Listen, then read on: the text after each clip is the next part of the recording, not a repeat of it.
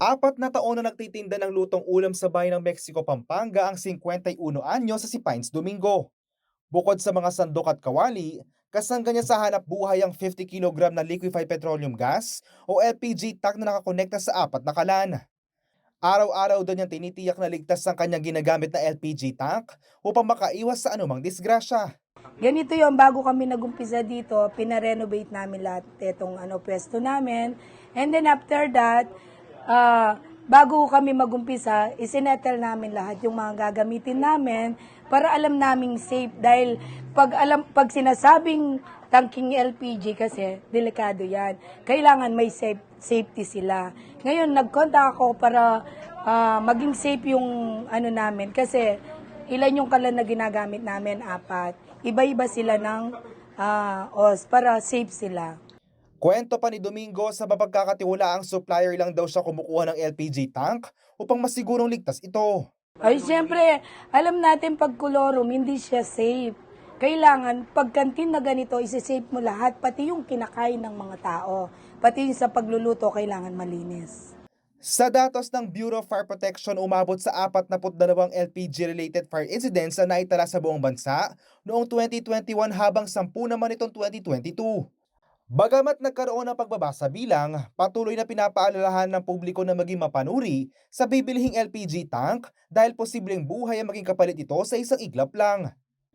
Sa isinagawang LPG Regional Summit sa Laos Group Event Center nitong Biyernes, February 17, binigyang diin ng wastong implementasyon ng RA 11592 o ang LPG Industry Regulation Act. Nakasaad dito na kailangan magkaroon ng license to operate ang mga LPG retailers at dealers sa bansa. Yes, oo. Ang maganda rin sa bagong batas ngayon, nakasaad dito yung mga requirement na kailangan nilang i-apply, yung mga safety seminars from the Bureau of Fire.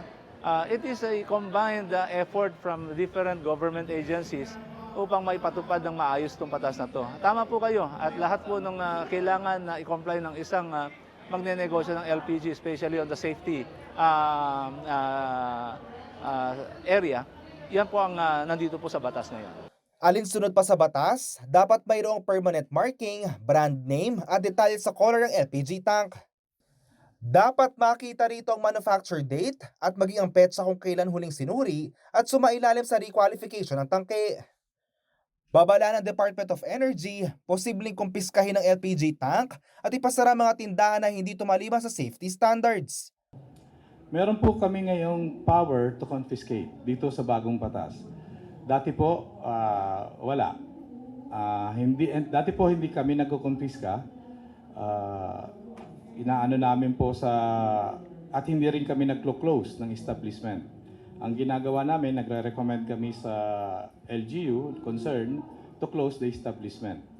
Posibleng pagbultahin ng 5,000 pesos hanggang 500,000 pesos at maaaring makulong ng 6 na buwan hanggang 6 na taon ng sino mang mapapatunayang lumabag sa LPG Industry Regulation Act.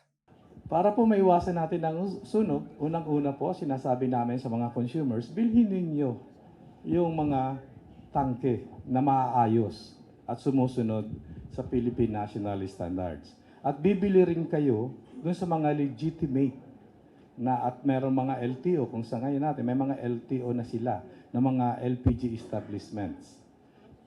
Kanina nga nabanggit dun sa open forum namin na yung mga cartridges o yung mga less than 1 kilogram na LPG cylinder ay maraming mga hindi dapat lagyan, refillan, mga one-time use. Katulad ng mga butane canisters na dapat hindi refillan. Ako si JM De Jesus, taga rito, kasama nyo para sa CLTV 36 News. Atin to.